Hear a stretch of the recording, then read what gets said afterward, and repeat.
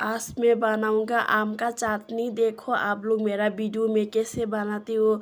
कभी कभी आम का चटनी खाना चाहिए।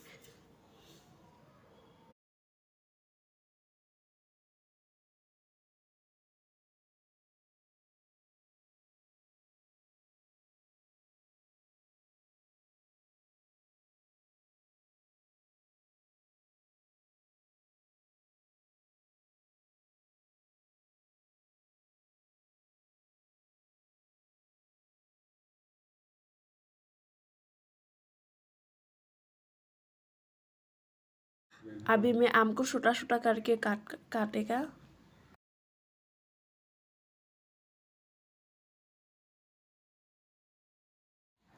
हरी मिर्ची है काट करके देगा मैं छोटा छोटा करके।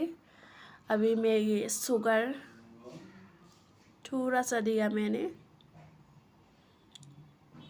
ये थोड़ा सा नमक,